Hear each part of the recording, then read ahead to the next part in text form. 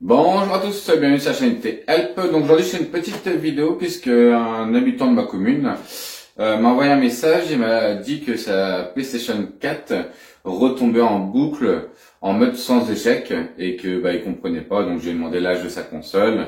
Sa console a 10 ans, elle a jamais été nettoyée. Enfin, bref, même sans nettoyage, un disque dur. Voilà, sa durée de vie c'est entre, on va dire c'est une moyenne de 5 ans. Quand ça atteint 6 ans, 7 ans, 8 ans, c'est bien. Quand ça atteint 10 ans, c'est déjà très bien. Après, en plus, c'est une console qui a beaucoup servi. On va dire que c'est un disque dur qui a fait son temps. Donc, changer un disque dur sur une PlayStation, c'est pas très compliqué. Donc, autant faire une vidéo, j'en ai jamais fait dessus. Alors, sur ces modèles-là, l'emplacement du disque dur se trouve ici. Donc là, il y a juste, en fait, ça à déboîter.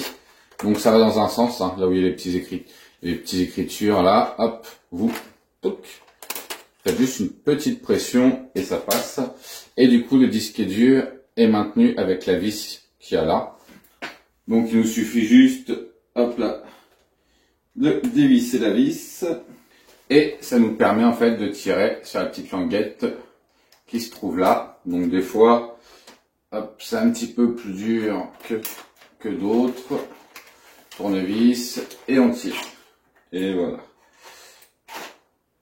Donc bon, là, la console est quand même très sale. Hop là. Je vais retirer le haut. Il faudrait passer aussi un petit coup de soufflette. Hop. Voilà, on retire le haut comme ça. Donc là, comme on peut voir, elle est bien sale. Moi, je vais m'attarder sur l'installation du nouveau disque dur et sur la clé bootable qu'il faut faire. Ce sera déjà pas mal, je pense. Donc là, j'ai déjà passé un petit coup d'aspi dedans et on se revoit juste après. Donc là, j'ai le compartiment où se trouve le disque dur. Donc il va falloir dévisser, hop là, les 4 vis ici et mettre notre nouveau disque dur à la place de l'ancien. Le nouveau, on le met au même emplacement. On remet les vis, tout simplement. Et puis, hop, on le remet dans la console. On n'y va pas comme un bourrin, tranquillement. Hop là. Voilà. Une petite pression quand même, pour être sûr que c'est bien rentré. Hop. Donc, il ne reste plus qu'à faire la clé USB, la clé bootable, et après de revenir voir la petite console et de la rallumer. Donc on se retrouve pour la partie PC. Il va falloir une clé USB de minimum 4 Go de préférence, après 4, 8, 16, peu importe. Là, moi je suis directement allé sur le site PlayStation. Je vous mettrai cette page en lien dans cette page en lien dans la description de cette vidéo. Donc il vous suffit de descendre. Hop, de descendre. Voilà. Fichier de réinstallation pour console PS4. Donc, hop. On va pouvoir le télécharger. Pendant ce temps-là, je vais aller sur ma clé USB. Je vais cliquer dedans. Je vais créer un premier fichier. Nouveau. Dossier. Je vais écrire PS4. PS en majuscule. PS4. Hop. Je clique sur le fichier. Je remets, hop là, un dossier et je vais le nommer update. Donc en majuscule aussi. Tac. OK. Et là le fichier qu'on est en train de télécharger, on va aller le placer dans ce dossier là. Donc hop. C'est fini de télécharger. Affiché dans le dossier. Donc on va faire un copier. On revient là. On clique coller. On attend que ça se télécharge. Et c'est parfait. Donc ça y est, ma clé USB est arrivée là. Donc de mémoire, faut brancher forcément USB la manette. Sinon je crois que ça fonctionne pas. De mémoire, après je sais plus si c'est toujours comme ça.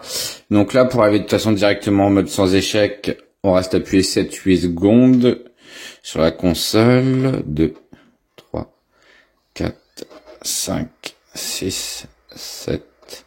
Ouais. On a entendu le deuxième bip, c'est bon. Là, c'est plus ou moins rapide. Des fois, il faut attendre quelques secondes avant d'avoir l'écran. Donc, connect the DualShock. C'est bon, j'ai connecté. Je presse un bouton. Ah, c'est celui-là du milieu qu'il faut presser. Donc là, réinitialiser PS4. Donc, on fait OK. Non. OK. Et là, normalement, on attend. Et ça devrait commencer à se réinstaller. Hop là, PS4 va se réinitialiser. Ouais. De toute façon, quand c'est pour un changement de disque dur, généralement ça va assez vite. Hein. C'est pas un fichier qui est volumineux. Enfin, je sais qu'un Windows, ça va être plus gros en termes de volume que un fichier de PS4, donc c'est quand même plus rapide normalement. J'ai jamais compris, ça va vite jusqu'à 99. Il y a plein de trucs comme ça. Par contre, le 89 à 100. Ça met tout le long de la barre, quoi. Bah. Tac. Donc là, la console va refaire un redémarrage. Normalement tout seul. Vous avez rien à faire hein, quand c'est comme ça. Là, elle doit redémarrer toute seule. Hein. Donc système software update. Quand l'installation sera complète, la PS4 pourra redémarrer automatiquement. Ça va dire un truc comme ça.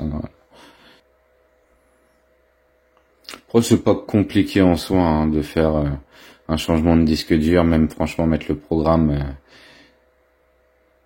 même mettre le logiciel dans la clé USB, c'est pas compliqué, hein, c'est juste des petites étapes à suivre. Il y a aussi,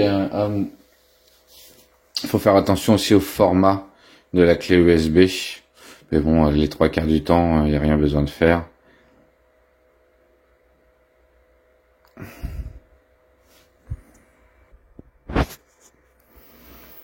99, 100. Hop. Deuxième rallumage.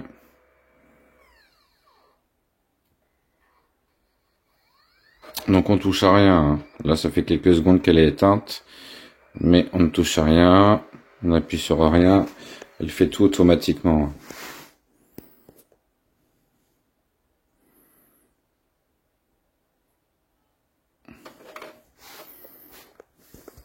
Au niveau du bouton là qui est en train de travailler.